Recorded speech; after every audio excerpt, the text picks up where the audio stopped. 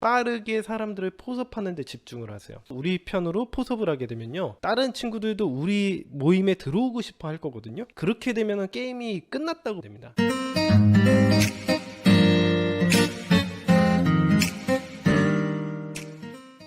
두 번째는 모임입니다. 모임은 주기적으로 만나는 소셜과는 좀 달리 몇 달이 걸려서 한번 볼 수도 있고 다음에는 못 볼 수 있는 경우를 모임이라는 카테고리로 나눕니다. 예를 들면은 소모임이라는 어플에 이런 모임들이 많거든요. 미술 동호회, 캘리그라피 동호회, 2030 솔로 파티 이런 것도 있습니다. 모임 또한 그 소셜만큼은 강하지는 않지만 우리가 어떤 그룹에 속해 있기 때문에 기본적인 유대감이 형성될 수 있습니다. 그래서 우리가 헌팅을 하거나 길거리에서 번호를 물어보거나 이런 거에 비해서는 확실히 신뢰도가 있는 파트죠. 인간관계가 조금은 엮여 있기 때문에. 다만 오늘 본 사람이 다음에 또 나온다라는 보장이 없어요. 왜냐면 학교나 직장처럼 의무적인 게 아니라 선택적인 거기 때문에 그래요. 그래서 모임이라는 이 카테고리에서는 소셜과는 좀 다른 부분이 있습니다. 그렇지만 모임에서도 소셜과 같이 친구를 만들고 판을 깔아놓는 행동은 똑같이 해야 됩니다. 그래서 이 모임도 두 가지로 나눌 수가 있는데, 첫 번째는 기수제 모임, 두 번째는 기수제 모임을 제외한 그 나머지 모임, 이렇게 두 가지로 나눕니다. 예를 들어서 쉽게 설명을 해드리면,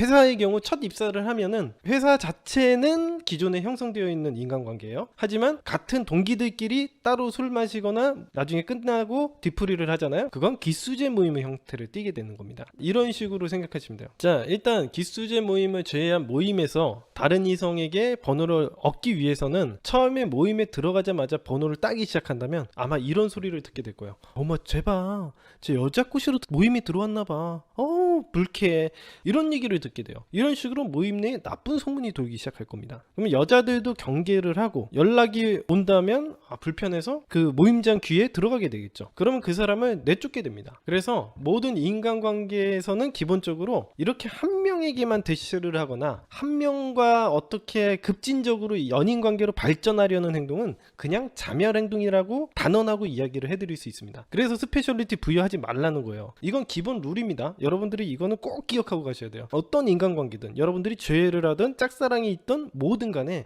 여러분들이 잘 안 되는 이유는 한 명에게만 대시를 하고 한 명에게만 말을 걸고 한 명과 마음을 확인해서 어떻게 해서든 급진적으로 관계를 발전시켜 나가려는 행동.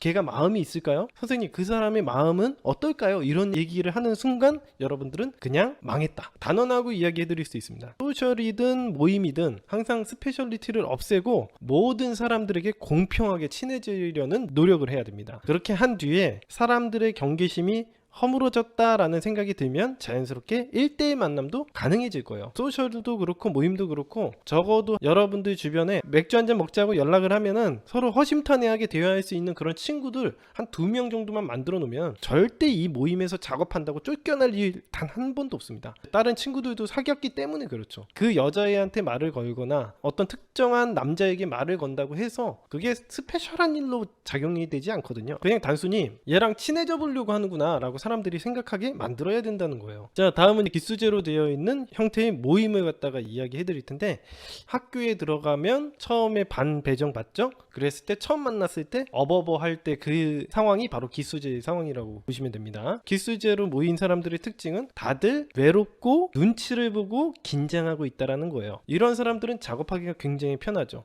모든 사람이 낯설고 어색하고 긴장을 하고 있기 때문에 누군가가 나에게 접근을 해서 말을 걸어주기를 바랄 거예요. 그래서 우리가 접근을 하면은 매우 호의적인 것이 특징입니다. 이때는 예쁜 여자에게 말을 걸든 잘생긴 남자에게 말을 걸든 상관이 없습니다. 예쁜 여자라고 하든 잘생긴 남자라고 하든 혼자 쭈그려 있는 것보다 긴장도 풀리고 훨씬 편안한 상태가 되기 때문에 누군가가 말을 걸어주기만을 바라는 상태라 사람들을 포섭하기가 매우 쉽죠. 초반에 공고한 관계를 형성을 해놓으면은 게임을 진행하기가 매우 편해지거든요. 우리의 허락을 받아야 되고, 그러면 우리는 갑 중에 갑이 되는 거예요. 그래서 기수제 모임에 들어가게 되면은 빠르게 사람들을 포섭하는 데 집중을 하세요. 우리 편으로 포섭을 하게 되면요, 다른 친구들도 우리 모임에 들어오고 싶어 할 거거든요. 그렇게 되면은 게임이 끝났다고 보시면 됩니다. 이 기수제 모임의 경우엔 여러분들이 조금 이성과 말을 하는 게 익숙한 사람이다 그러면은 그 모임에서 제일 예쁜 여성과 제일 잘생긴 남성을 우리 모임으로 끌어들이세요. 처음에는 포섭하기 굉장히 쉬울 겁니다. 우리 친구 할까요? 우리 인사나 나눌까요? 이 정도의 말만 해도 포섭하기가 아주 쉬운 상태예요. 어디서 오셨어요? 이러면서 간단하게 와이드 레포 쌓고 있으면은 그 친구들도 우리랑 같이 팀을 이뤄서 다니려고 할 거예요. 그리고 다른 친구들은 그 모임에 들어오기 위해서 눈치를 볼 거고, 그러면은 우리가